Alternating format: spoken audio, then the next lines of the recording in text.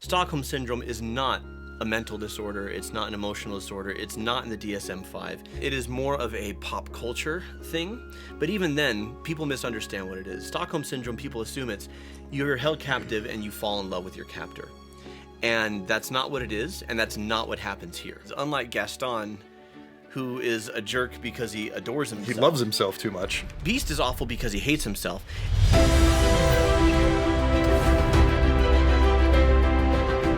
Welcome to Cinema Therapy. I am Alan Seawright, professional filmmaker. I need therapy. I am licensed therapist Jonathan Decker, and I love movies. What do you got for me today, brother? I'm going to have you react, as a therapist, to Stockholm Syndrome. I have told you I am not doing 365 days. That is not on brand for us. No, we're doing 365 Days, the airplane edit.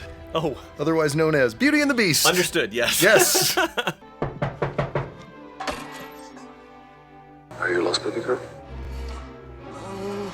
Yeah, so guy kidnaps woman, tries to convince her to fall in love with him. It is 365 days. Actually, I do think, even though on paper there's a lot of similarities, the nuance is where Beauty and the Beast is actually a really lovely story. It's quite a lovely little film. It's a lovely story of redemption, even though on paper it's absolutely awful. Awful. Awful. Just it's the details that set it apart. Sure. And we're going to be doing the original animated classic. Not that I have anything against the live action. It was fine. I just kind of don't get the point of it. Yeah, I mean, it didn't add much except for maybe auto-tune. Yeah, sorry, Emma Watson. You are a fantastic actress. And you... What a puzzle to the rest of us is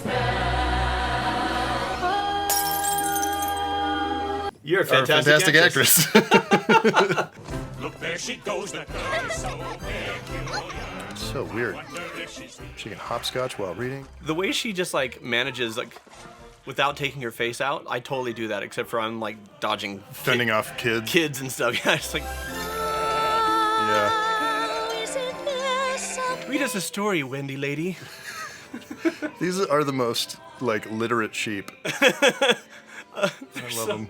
They're so into the story. I would also like to point out that our producer, who is an English literature Your wife, Megan. major, Yeah. my wife Megan, pointed out to me that no one obsessed with books as much as Belle is would let a sheep eat part of it and just be cool and keep singing. That's not a thing.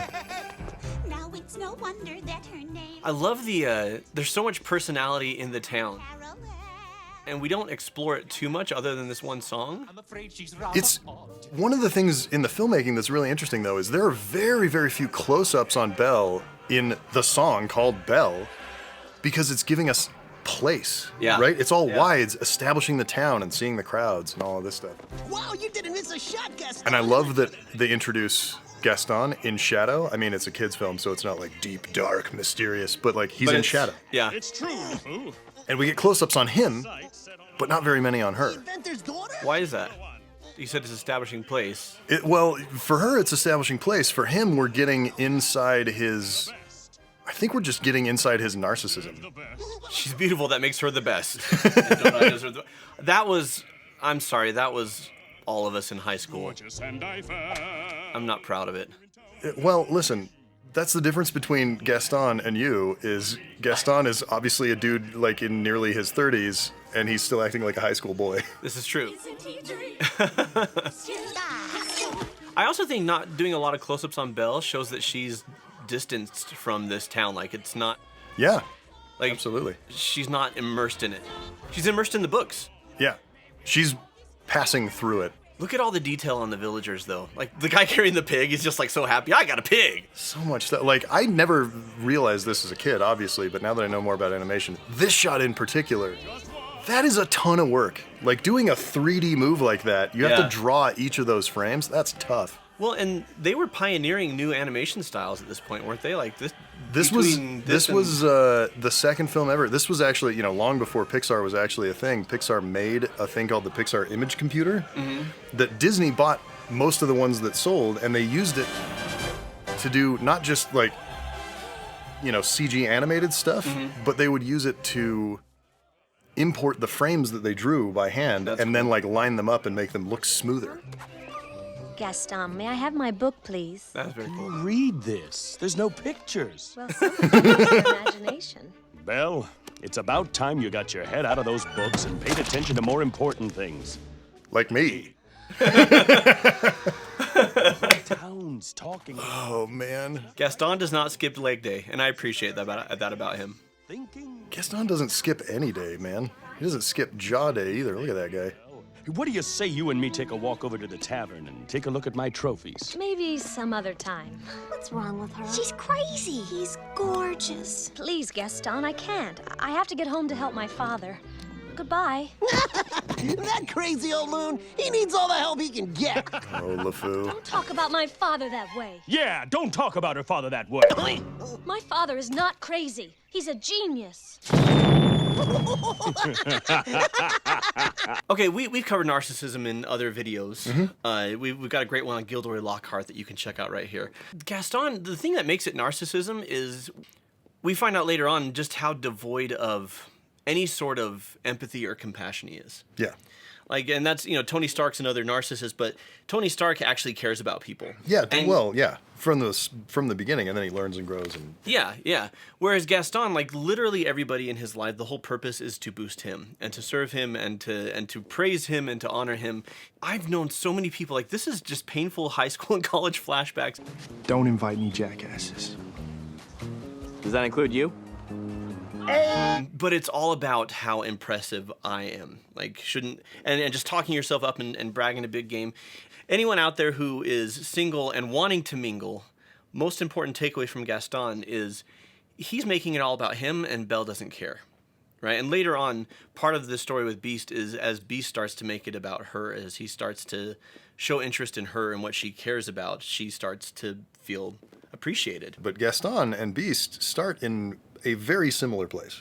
Yeah. It's all about them. The curse on the Beast, it was all about him. He was an arrogant jerk, and he was rude, and he was mean, and he was condescending. Now, one thing I do like about the live-action version, as opposed to the animated, is in the live-action version, the entire castle were kind of bigots and awful people, and so the curse needed to fall upon all of them because they all needed to learn the same lesson.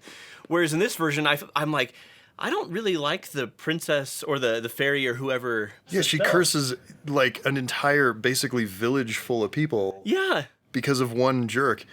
I also have questions about, like, every single fork can dance. Does that mean that they were all people and there's, like, 9,000 people that live at this castle? Or do they stop being sentient and being able to dance? Oh, my gosh. And so, like, releasing the curse was actually a genocide. Oh, my gosh. This suddenly feels like the worst Reddit thread that I've never visited. That's me. Commit genocide. Alan Seawright, human Reddit thread. If you like this, and I know you do, you can see more of stuff that we do on our social medias at therapy_cinema on Twitter and Instagram, r/cinema_therapy on Reddit to make it confusing. And I think we have a Discord server. It's probably in the description. You can click a clicky.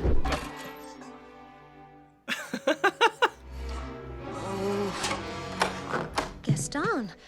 I shudder to think the number of times that as a single person, I knocked on a young woman's door and she made that face behind the door. I'm sure it was more than zero.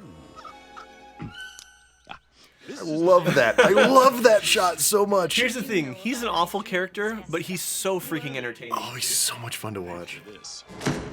A rustic hunting lodge, my latest kill roasting on the fire, and my little wife doesn't even maintain his feet. My feet.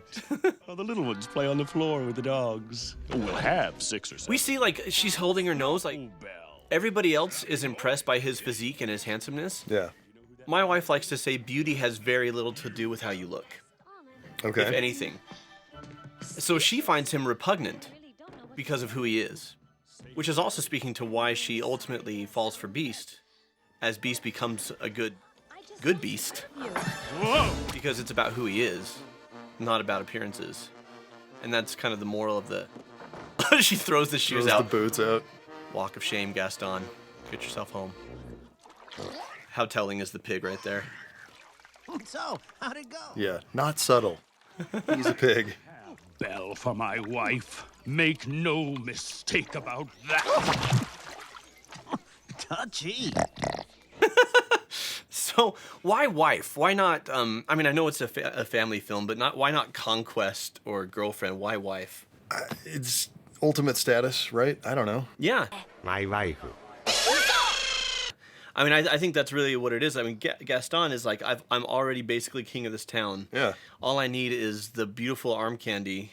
Right. And I'm good. That can make me 6 or 7 strapping boys like me. Boys. Strapping boys. I love that he does this. Strapping boys. Like me, King Kong. Me, Tarzan.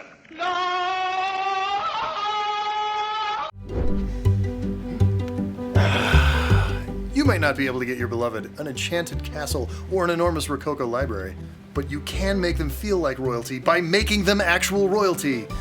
Sort of. Fake royalty. Established Titles lets you buy 1 to 10 square feet of land in the royal borough of Dunfermline, Scotland, the ancient medieval capital city of Scotland. And then, based on a historic Scottish custom, you can officially refer to yourself as a laird or a lady. So I am now Alan Seawright, Laird of Scotland, which is great because my ancestors are actually from Scotland, so this is helping me get in touch with my ancestral roots, almost as much as this kilt is helping me get in touch with my ancestral airflow. But the coolest part of this, I think, is that it's actually helping to preserve the woodlands and biodiversity of Scotland and funding afforestation efforts. Established Titles plants a tree for every order and has partnered with global charities like One Tree Planted and Trees for the Future. So not only do you get to sound snooty, you actually get to help the planet. You will also get an official certificate with a crest, like that, and the exact location of your plot of land so you can look it up on a map or even go visit, which I am definitely planning to do so that I can get my hands into the ancestral dirt of my ancestral home while wearing an ancestral kilt. You may be wondering, what happens when I uncross my legs in this kilt? This is a great last minute gift for loved ones. You can even get a couples pack with adjoining plots of land so that you can be together forever in a forest in Scotland or something. Go to establishedtitles.com/cinematherapy and use our discount code CINEMA10 for 10% off to become a lord or a lady, but like a good one that takes care of the land and doesn't, offend a witch, getting everyone on your property turned into furniture and cutlery. How did you find me? Oh, your hands are like ice. We have to get you out of So I want to talk, maybe after the clip, with you a little bit about the sort of relationships with 3 men in her life. One thing I wanted to mention right now is there's really interesting stuff with the lighting here. Who's there? Who are We go from torchlit to moonlit, Yeah. so you would expect to go from warm to cold See, he's sick. with the lighting. Trespassed here. But he could die. But what we go from is sickly green to cold. Nothing here is friendly or good. He's my Yeah. prisoner. Oh, there must be some way I can... Wait!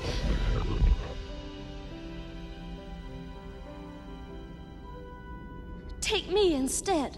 You. The animators also did a lot with lighting in this film. Like, animating lighting is really hard because you're not just drawing shapes, you're then filling in shapes with color to suggest light, right? Yeah. Yeah. They do some with Belle. They do a ton with Beast. If you pay attention to the film throughout, you can see, they've got the shadows on her chin and on her neck and everything, but as he steps into the light, this is a lot of work to make this happen. Yeah. Yeah, look at that. And they did a really good job of, this is spooky lighting. His eyes are in darkness. They're shadowed. This was nominated for Best Picture, wasn't it? It was. There was no Best Animated. It was just nominated for straight up Best Picture. No, Belle, listen to me. I'm old. I've lived my life. Wait! Belle! Wait! No, please spare my daughter. Please. She's no longer your concern. Take him to the village. So I look at this scene and I see Beast is how a lot of people are. Like, people who hate themselves.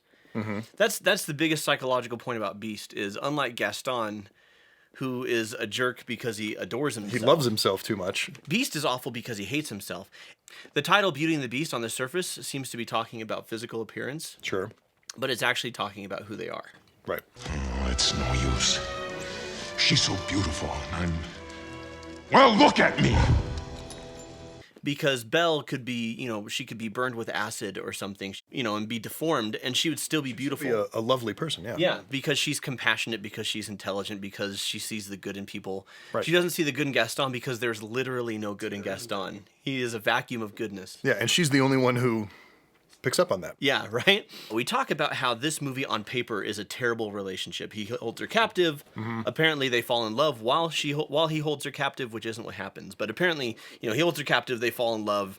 So he's a manipulator and she's, kind of a cipher, frankly. Right. Like what we know about her to this point is she loves books, she loves her dad, she wants adventure. And in this moment is where we start to get to the heart of Belle, because Belle could be a character in an unhealthy relationship movie like 365 Days or 50 Shades or Twilight. Yeah.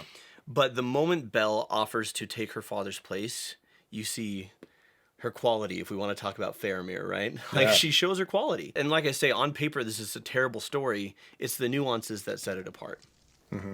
So he saved her from the wolves. Here now. And he's been a Don't do that. punk to her the whole time. But then he saves her. And Just hold still. this is not their first time.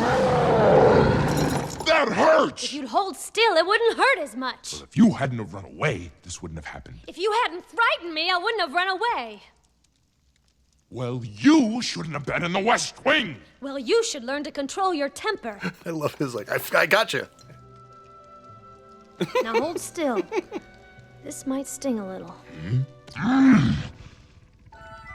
By the way, thank you for saving my life.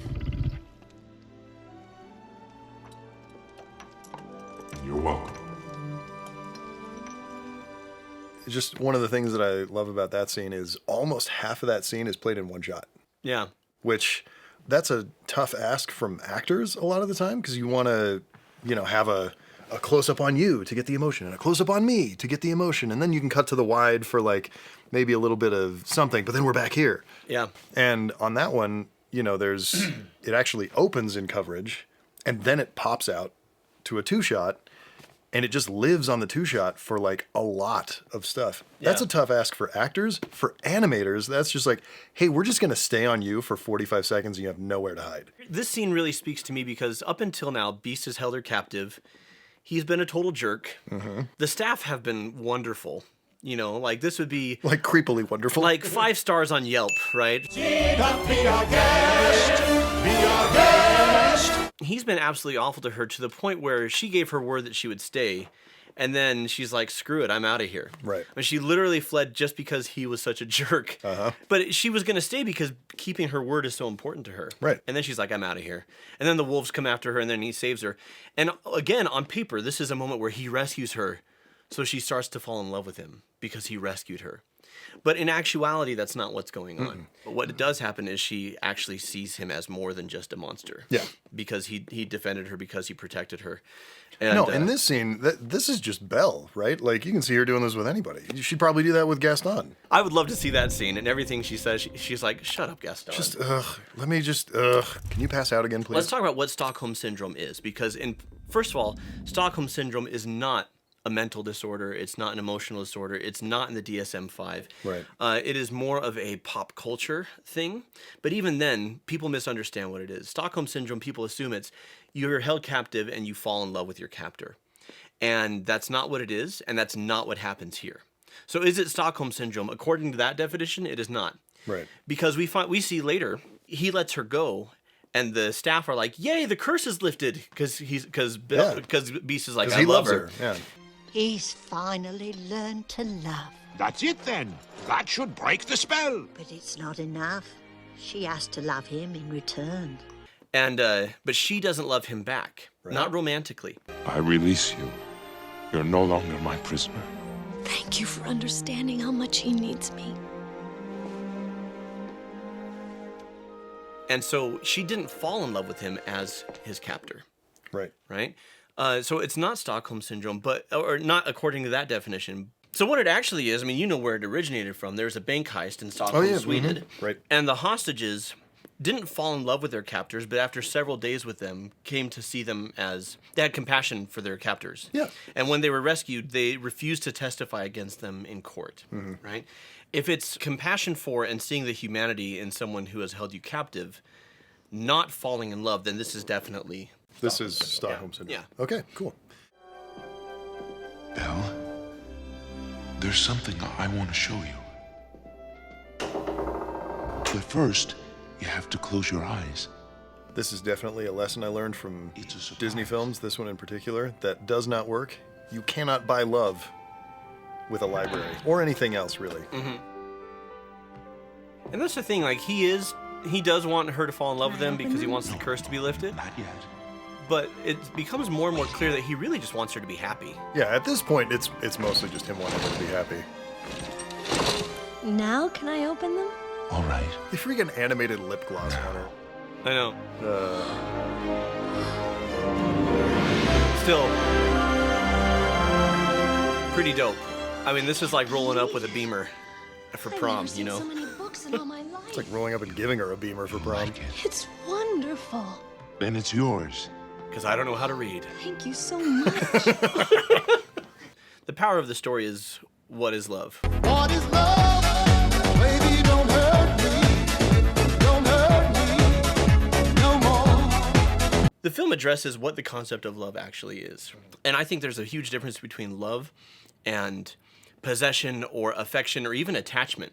And Gaston sees her as a possession. He wants to own her. It's chattel. Belle is mine! Right? And that's not love. Controlling somebody or somebody being, you know, a status symbol for you. Sure. Or someone existing just to serve you. I mean, she's a trophy. The first thing, like one of the very first things he says to her is, Take a look at my trophies. do you want to go see my trophies? Because he wants to make her one. Yeah, put her up in the trophy room. Oh, that is despicable. I love it. And so that's an important distinction because love is selfless and kind and giving and dependable and cares about what your wants are, what your needs are, what your dreams are. Gaston doesn't give a crap about Belle's wants, needs, or dreams. Mm-mm. And so often we get into unhealthy relationships because we think, this person wants to be with me, and they build me up by telling me how wonderful I am, how beautiful I am, and if they're not willing to give and sacrifice for you, it's not love. Right. It's attachment, it's affection, it's possession, but it's not love. Yeah. And you know Belle loves her father because she's willing to sacrifice for him at the drop of a hat. Yeah. And Beast initially wants the same thing from Belle that Gaston wants. Mm-hmm. I want to possess her, I want to keep her here, I want to control her, and I want to use her to end the curse. I want to use her to end the curse. That's the power of the story, is when he wants her happiness more than what he wants. Mm-hmm. That's when it's actually love. It's transition to something else. I've never felt this way about anyone. I want to do something for her. If you love someone, let them go. Yeah, well, that's what I tell people. Belle couldn't fall in love with Beast as a prisoner. Right. Because she wasn't free to choose him. When she comes back and she sees that he's not willing to hurt Gaston. Right. And she sees that he's willing to die and that how completely he's changed, that she actually experiences romantic love for him because it's a choice she makes. And that's what sets this apart from a lot of these unhealthy relationship films. Like I say, it's the nuances. Mm-hmm. Belle chooses Beast. She's not forced into it. In fact, when she's forced into it, she doesn't choose him. Yeah. She has compassion for him. She starts to see him as a friend. That's what she says when she looks in the mirror. Please, I know he looks vicious, but he's really kind and gentle. He's my friend. He is friend-zoned hard, and deservedly so. And this is one of the reasons I love doing cinema therapy. It's not about where the story starts, it's about where it ends.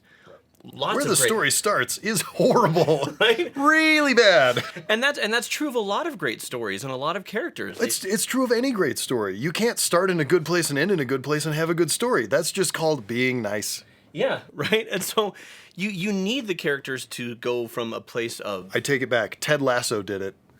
Thank you, Ted Lasso. I forgive you. You... what? Why? And most character arcs start in a very unhealthy, even toxic place. Sure. But Beast has arrived at a place of real love. It's beautiful.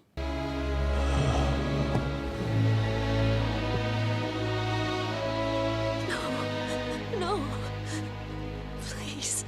So for all of you #CryingWithAlan fans out there, this is the first time I remember crying in a movie theater. As a 10-year-old boy, I was deeply embarrassed, but my parents were actually lovely about it. Mine was Superman 4, The Quest for Peace, when Nuclear Man killed Superman. At least I thought he did. I was like wailing in the theater. I'm like, is Superman gonna be okay? My parents are like, this isn't even a good movie. This is terrible. Yeah, this was a big moment in #CryingWithAlan. In the #CryingWithAlan history, right? Mm-hmm. Yeah. the effects animation in this. The windblown hair. Windblown hair and all of the cloth billowing and everything is just... And you know, there's all the effects animation too of the streaks coming down and all the sparkles rising and everything. Like, there's a lot going on, but the... And like you're saying, the musical score is doing some... The score is doing the heavy lifting. Shrek did a good job with this. Yeah. Yeah. Having her turn into an ogre, like doing this in reverse.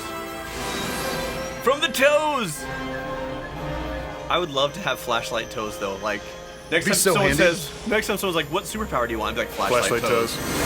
Because there's a lot of, we're shining a light back on films from our childhood. There's a lot of going on right now. Oh, I used to love this movie, and now I realize it's so terrible for this reason and that reason. And there's a lot of that directed at this film, and I actually don't think it deserves it. I think, as I mentioned before, is it Stockholm Syndrome? Yes, but not the way everyone thinks. Right. She has compassion for him. She sees him as... She starts to see the humanity in him. She doesn't fall in love with him until the very end. They're not falling in love during the snow fights. At least she's not. No, she's just like, having a snowball fight with her buddy. Yeah, he's fallen in love. Sure. But it's actually love when it's not possession. It's actually love when it's not control. It's actually love when your hopes, your dreams, your desires matter to me more than my own. Okay. Right? Now, it would be unhealthy to go too far that direction. Like, your hopes, your dreams, your desires matter to me instead of my own would be unhealthy. Right. Because mine still matter. But Beast gets to this really healthy place. And Belle loves him back when she realizes she's about to lose him. Mm-hmm. And she loves him back when she comes back and she sees he's not going to kill Gaston. He's better than Gaston. Yeah, which isn't a high bar. No. He's better than he was. He's better than he was initially. Sure. That's when she falls for him, and to me, that's the only reason that this works. Mm-hmm. So Belle's got autonomy. Belle's intelligent. She's not, even though at the beginning she seems like a cipher, she's actually incredibly strong, incredibly brave, intelligent, compassionate. I think Belle's a fantastic character, and just a wonderful story. I'm a fan. You have sold me. You turned me around on this one. Did I? I was not the biggest fan of Belle as a character, and I'm seeing and appreciating new depth. And there you go. This is Cinema Therapy, where we change hearts and minds. And eat popcorn. And eat popcorn. Oh. If you've enjoyed what we've been doing here today, we've got a longer director's cut commercial-free version on our membership site, Cinema Therapy Heroes, as well as a strength builder by me that teaches you how to actually apply its therapeutic exercises to apply what we talked about today. So until next time, when I was a lad, I ate 4 dozen eggs every morning to help me get large. And now that I'm grown, I eat 5 dozen eggs, so I'm roughly the size of a boy. Watch movies! Sorry, I totally blew that. So I'm roughly the size of watch movies. All right. Gosh, we're so dumb. Literally the dumbest sign-off we've ever done. I love it.